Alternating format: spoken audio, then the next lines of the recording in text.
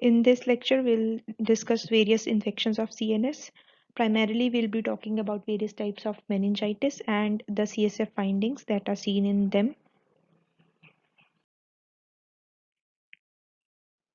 Starting with introduction, almost all types of organisms they can infect the CNS. For example, bacteria, viruses, fungi, rickettsia, various types of parasites, as well as prions.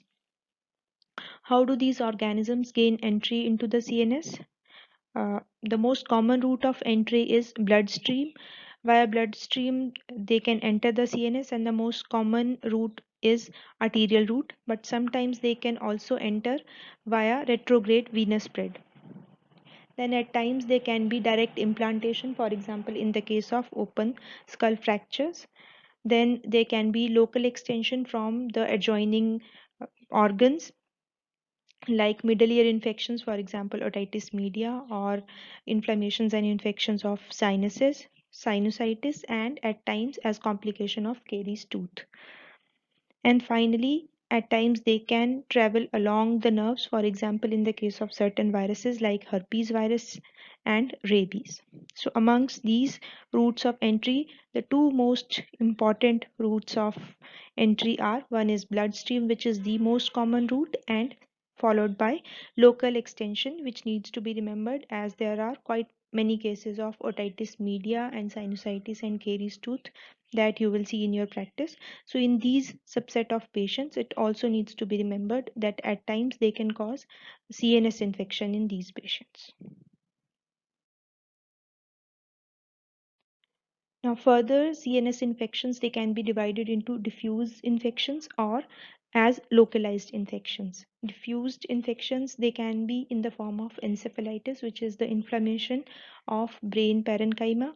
Then it can be meningitis, which is the inflammation of meninges, or a combination of these two, which is called as meningoencephalitis. Then at times there can be collection of pus in different parts where it can manifest as brain abscess, where there is collection of pus in the brain parenchyma, or subdural abscess, where there will be a collection of pus beneath the dura and uh, in between dura and leptomeninges.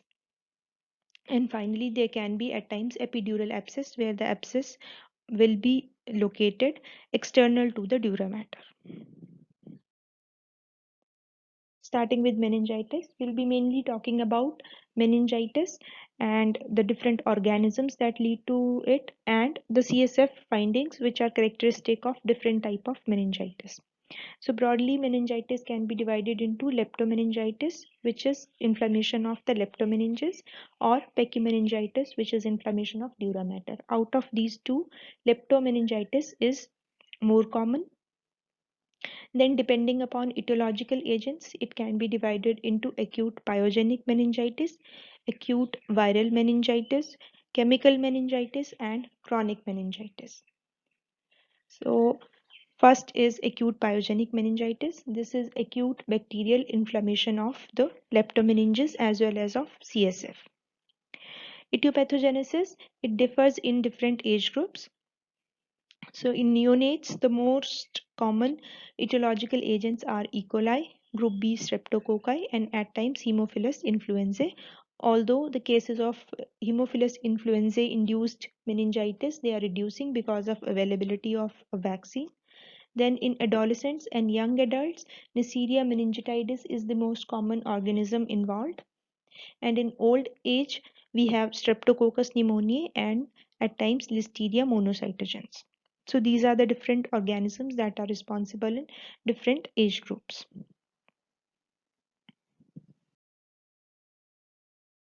Starting with morphology.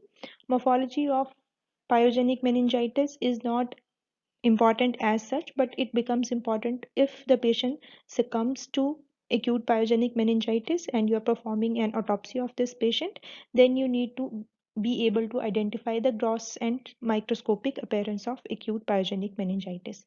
Otherwise, in a clinical patient, we need to be aware of the various clinical signs of meningitis as well as CSF findings that will lead to the diagnosis.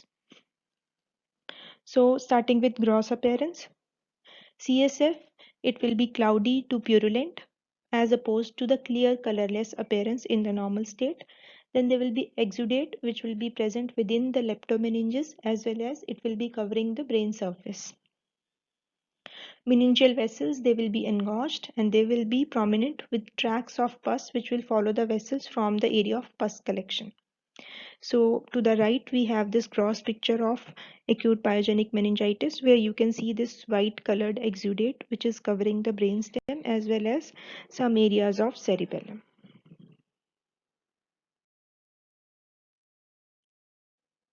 Microscopically, neutrophils, the cells of acute inflammation, they will be filling the subarachnoid space. On gram stain, we can identify causative organisms. In fulminant cases, infiltration of wall of meninges as well as extension to the underlying brain parenchyma can also be observed. Also, at times, there can be involvement of the veins where it leads to phlebitis, which leads to venous thrombosis and results in hemorrhagic infarcts of the underlying brain. And if it heals, then leptomeningeal fibrosis will be there, which can lead to hydrocephalus later on. Now, coming on to diagnosis. Diagnosis is more important in a clinical setting, although we do need to identify the post-mortem appearance of acute pyogenic meningitis. Diagnosis will be based on clinical features and CSF findings. Clinical features will be further of systemic type and of meningeal irritation. Systemic signs will be of fever, malaise, loss of appetite will be there, whereas in meningeal irritation, the patient will complain of headache, there can be photophobia, irritability, cloudiness of consciousness, and neck rigidity can be demonstrated, and also some signs like Kernig's sign and Brudinsky sign, they can be demonstrated. Then CSF findings.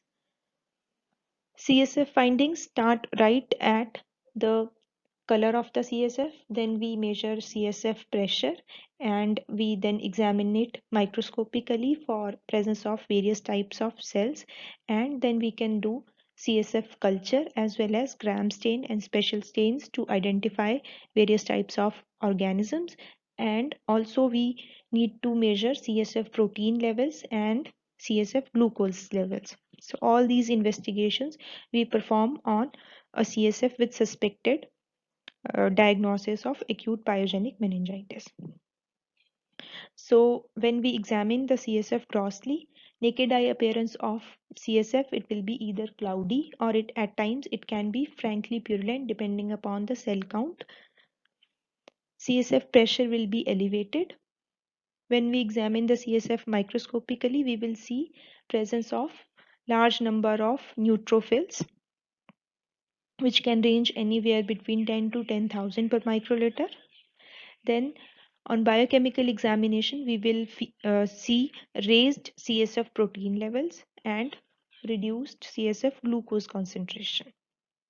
And finally, if we examine the CSF by gram stain, or more commonly what we do is we do CSF culture, then we may be able to grow causative organisms.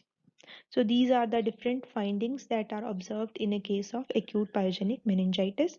That is, we start with the gross appearance, the opening CSF pressure, then we go on to do the microscopic appearance to see for various types of inflammatory cells, whether there are neutrophils or lymphocytes. Then we do biochemical examination of CSF where we see for protein and glucose levels, and finally we do CSF culture to see if there is presence of any particular organisms, and finally we do antibiotic sensitivity of those organisms. Next is acute aseptic or viral meningitis. Aseptic meningitis, as the name suggests, that there will be absence of recognizable organisms in a patient who otherwise has signs of meningeal irritation along with fever and altered state of consciousness. So that is why it is called as aseptic meningitis. But It is a misnomer because the disease most commonly about in two-thirds of the patients is of viral origin, and so much so that at times these organisms cannot be even identified by molecular techniques. So if we do culture in these patients, or we try to do gram stain in these patients, so at that time these patients obviously will not, we will not find any kind of organisms there. That is why initially it was labeled as aseptic meningitis, but now it is known that it, at least in two-thirds of these patients, these are because of viral etiology. So what are these various viruses that are responsible for this type of meningitis? These can be enterovirus, mumps, ecovirus, coxsackie virus, epstein virus, herpes simplex 1 2, arthropod borne viruses, and HIV, although the list is not exhaustive. Now, this type of meningitis, it differs from acute pyogenic meningitis in the sense that the predominant type of cells that we will find in CSF examination, they will be lymphocytes as opposed to neutrophils, which are seen in acute pyogenic meningitis. So clinically again, there will be features of meningeal irritation, although the course is less fulminant than pyogenic meningitis. CSF findings, there will be naked eye appearance of clear or slightly turbid CSF. We usually don't find frankly purulent CSF because of less number of inflammatory cells. Then CSF pressure will be increased. On microscopic examination, the predominant cell population that we will found is lymphocytes. So there will be lymphocytic pleocytosis in CSF, and the counts, they will not be as much elevated as in acute pyogenic meningitis. CSF protein levels, they may be normal or mildly raised, and CSF sugar concentration will be normal. And finally, if we try to culture these CSF samples, or we try to perform a gram stain, so it will be bacteriologically sterile. So these are the various differentiating features between acute aseptic or viral meningitis and acute pyogenic meningitis. The next is chemical meningitis. This is seen sometimes, and this causes confusion with mainly acute pyogenic meningitis because of presence of neutrophils in CSF. So this chemical meningitis, this results as a rupture of epidermoid cyst into subarachnoid space, which has keratin, and this causes irritation, and because of that there is inflammatory reaction, or at times there is introduction of some kind of a chemical, and that is why it is called as chemical meningitis. In CSF findings, we will have neutrophilic pleocytosis. There will be elevated proteins but normal glucose, and on culture it will be sterile. Next broad category is chronic meningitis. Here we have two principal organisms that are responsible. One is Mycobacterium tuberculosis, and the other one is a fungus called as Cryptococcus neoformans. Both of these organisms, they can cause parenchymal lesions as well. So at times there is combination of both parenchymal as well as meningeal lesions leading to meningoencephalitis. So here we'll be talking mainly about meningitis. When we discuss encephalitis, then we will talk about the parenchymal lesions caused by these two organisms. Starting with tuberculous meningitis, it occurs mainly in children and adults, and route of entry is usually by hematogenous spread, which results from a primary pulmonary lesion or at times as a manifestation of miliary tuberculosis. Cryptococcal meningitis tends to occur in debilitated or immunocompromised patients, particularly as an opportunistic infection in AIDS. Route of entry would be hematogenous dissemination from a pulmonary lesion. Clinically, in tubercular meningitis, it can involve again normal population also, and HIV infected patients also. There will be constitutional signs as well as signs of meningeal irritation, particularly in later stages because of extensive fibrosis of the arachnoid matter. These patients can develop hydrocephalus, and cryptococcal meningitis, it can be fulminant where it can develop over a period of weeks rapidly and can be fatal, and at times it can be indolent, developing over a period of months to years. Next is morphology. Grossly tubercular meningitis. Here, subarachnoid space will contain thick exudate, which will be abundant in the sulci and at the base of the brain. Tubercles of the size 1 to 2 mm in diameter may be visible, which are specially seen adjacent to the blood vessels, and in later stages, extensive arachnoid fibrosis can be observed. In cryptococcal meningitis, although the exudate is scanty, but it tends to be translucent and gelatinous, and this is because of this particular polysaccharide material which is excreted by this fungus, which also forms the part of its capsule. Then microscopically, tuberculous meningitis, there will be exudate of acute and chronic inflammatory cells along with typical granulomatous inflammation, which may or may not have central caseous necrosis, and there will be presence of giant cells. On special stains, for particularly Zeal-Nielsen stain, we can demonstrate acid-fast bacilli, and later stages they can be dense fibrous adhesions in the subarachnoid space. In cryptococcal meningitis, there will be infiltration by lymphocytes, plasma cells, and occasionally granulomas can be seen. So both of these diseases they can demonstrate granulomatous inflammation. On special stains, we do India ink preparation of CSF where we can demonstrate encapsulated cryptococci. Whereas if we want to do special staining on an HND section, then we will need mucicarmine staining. Both of these stains, they demonstrate these encapsulated cryptococci. Then coming on to the most important finding, which is CSF finding in chronic meningitis. So naked eye appearance, again it can be either clear or slightly turbid CSF, which on standing may form a fibrin web in tubercular meningitis.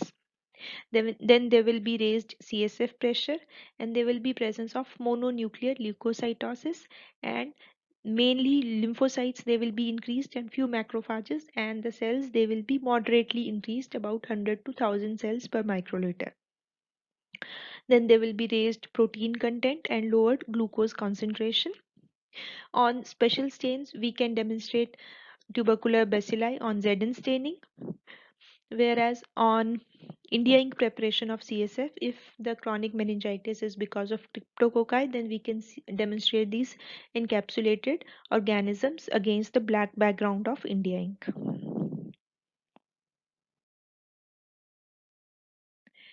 This slide shows contrasting appearances of CSF in different conditions. On the extreme left, we can see that at the bottom of this test tube, we can see a cobweb-like thing, which is a fibrin web, which is seen characteristically in cases with tubercular meningitis because of high protein content. Then next to it is the normal CSF, which is clear and colorless. Then next to this normal CSF, we have a CSF which is slightly cloudy, and on the extreme right, we have a frankly purulent yellow colored CSF.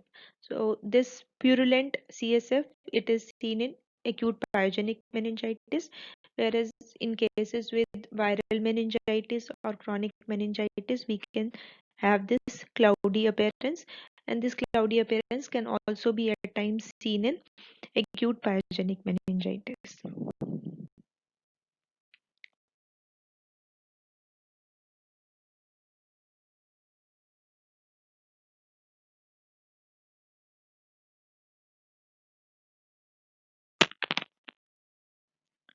Now let's quickly recapitulate the contrasting features of different types of meningitis.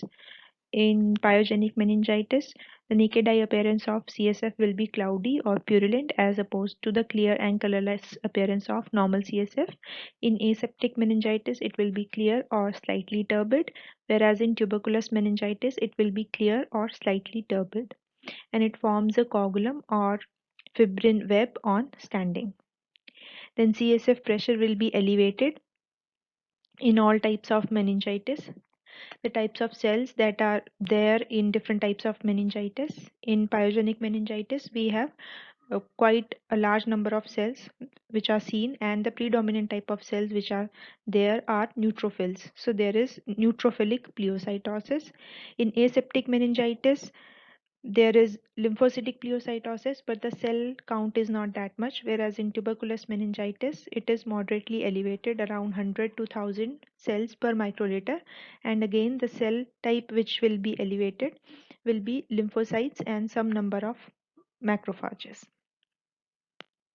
Then proteins, they will be raised in pyogenic meningitis markedly, whereas in aseptic and tuberculous meningitis, they can be raised to a variable degree.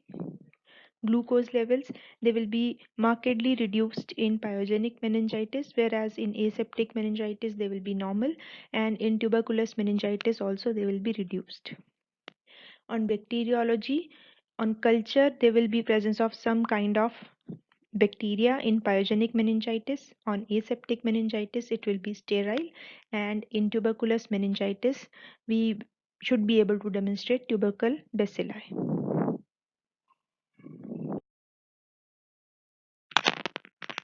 Now let's discuss some focal suppurative infections of CNS, starting with brain abscess. In etiopathogenesis, again, the infection can enter the brain via direct extension, for example, infection of paranasal sinuses or middle ear. Then there can be hematogenous spread from infective foci in heart, lung, or from an caries tooth. Then predisposing conditions can be there, for example, acute bacterial endocarditis, congenital heart disease, bronchiectasis, and immunosuppression.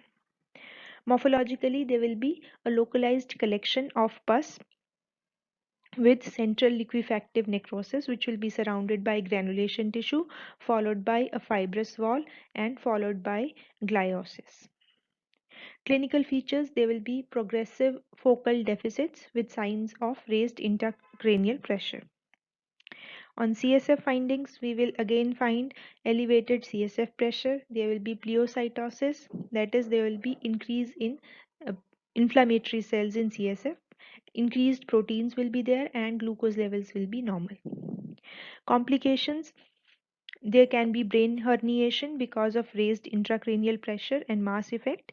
Then there can be abscess rupture, venous sinus thrombosis, and meningitis. So these patients with brain abscess, they have high mortality if the infection or the brain abscess is not identified in time. Whereas if the site of infection or the diagnosis is made in time, then there can be good recovery.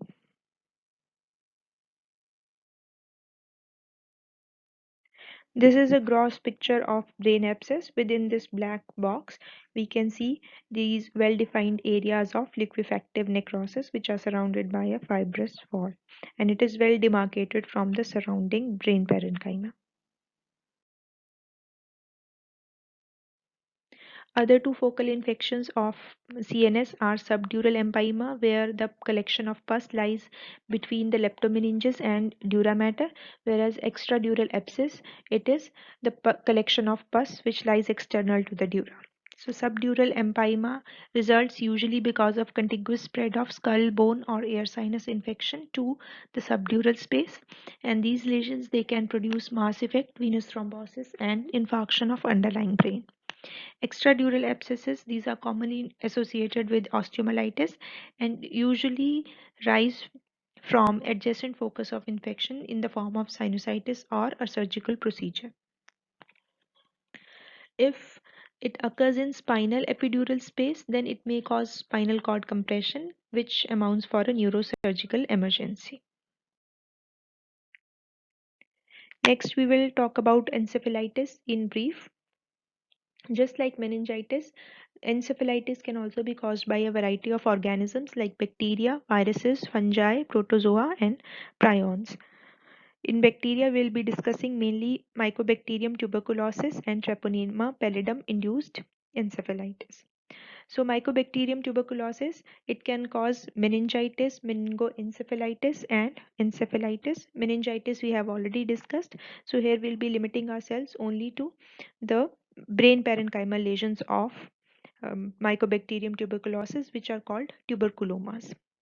So these tuberculomas, grossly, they are well circumscribed intraparenchymal masses of caseous necrosis, which are surrounded by fibrous capsule. And older lesions, just like anywhere else in the body, they can undergo calcification. Microscopically, there is typical picture of granulomatous inflammation, which has central caseous necrosis with gliosis and calcification in older lesions. Now, Treponema pallidum, it can also involve CNS in secondary and tertiary syphilis stages. CNS lesions of syphilis, they are called neurosyphilis. Three main types of lesions are described in neurosyphilis. One is meningovascular neurosyphilis, which is seen in secondary or tertiary stage of syphilis. Then there is paretic neurosyphilis, which is seen in tertiary syphilis, and tabes dorsalis, which is again seen in tertiary syphilis. Starting with meningovascular neurosyphilis. Here, there is chronic meningitis with typical perivascular inflammatory reaction of plasma cells and end arteritis obliterans, which are characteristic lesions of syphilis. So there will be perivascular inflammation, which will be rich in plasma cells. Along with there will be end arteritis obliterans. Cerebral gummas, they can be identified microscopically in the meninges and parenchymas, and these gummas are plasma cell rich mass lesions. Then second type is paretic neurosyphilis. This occurs when there is invasion of brain by Treponema pallidum. This is insidious in onset, but it has progressive mental deficits with mood alterations like delusions of grandeur and terminal severe dementia, where it is called as general paresis of the insane. Microscopically, most of the inflammation or the predominant sites of involvement are frontal lobe, although other areas of brain can also be involved. Again, because this type of lesion is caused by invasion of brain by Treponema pallidum, so spirochetes, they can be demonstrated by special techniques. Microscopically, there will be loss of neurons, there will be proliferation of microglia and perivascular iron deposits, which occurs because of microbleeds in brain parenchyma.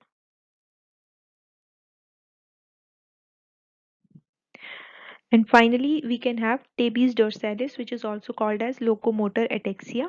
This is caused by damage to sensory nerves in dorsal roots.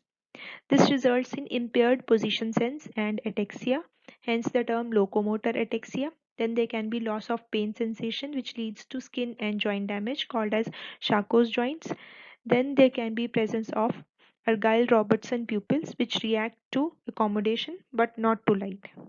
Then there can be lightning pains and absence of deep tendon reflexes.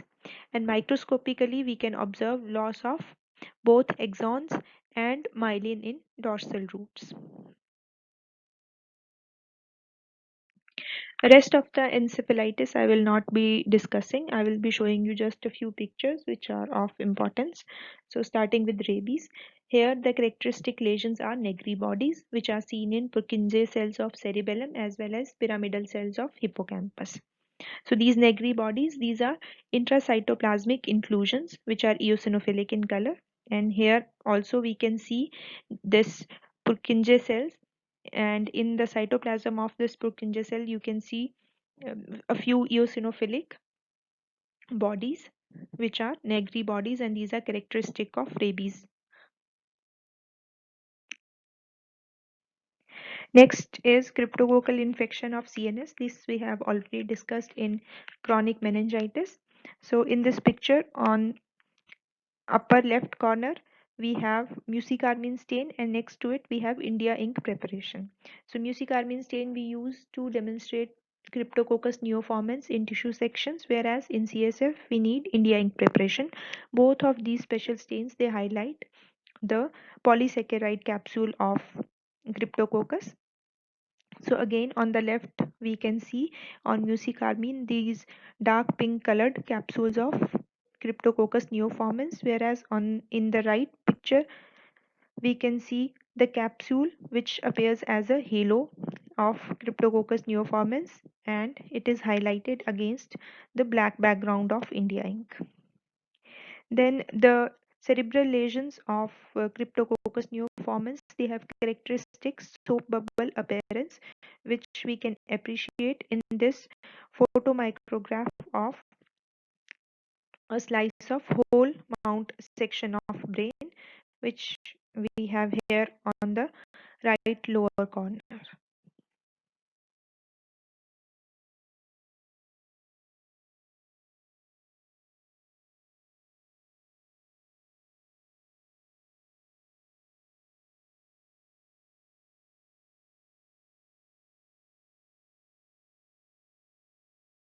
And finally, we have neurocysticercosis, which is still seen in many parts of India. Neurocysticercosis are the CNS lesions of cysticercosis. So, in the gross picture on the left, we have this cyst like spaces which are highlighted by arrows, as well as one I have highlighted with the help of this yellow colored box.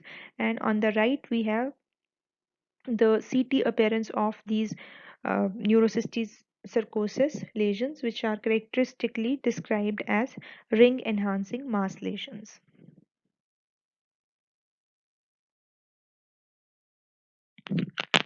So, to conclude, in infections of CNS, we can have diffuse lesions or focal lesions. Diffuse lesions can be meningitis, encephalitis, or meningoencephalitis, or there can be focal lesions in the form of brain abscess, epidural abscess, and subdural abscess. Then, this meningitis, it can be further of many types like acute pyogenic meningitis, acute aseptic meningitis, at times chemical meningitis, and chronic meningitis. Acute pyogenic meningitis, in different age groups, it can have different etiological agents, and the CSF findings, that they are very important in differentiation of different kinds of meningitis. And also there can be some forms of encephalitis, amongst which we have the important one is neurosyphilis. Then we have tubercular encephalitis, which usually occurs as a part of tubercular meningoencephalitis, and at times the patient can present with focal seizures, where it can be attributed to neurocysticercosis, which can be identified on CT with the help of characteristic presence of ring enhancing mass lesions. So this is your assignment for this lecture, and you will submit it to your respective teachers by the next Wednesday.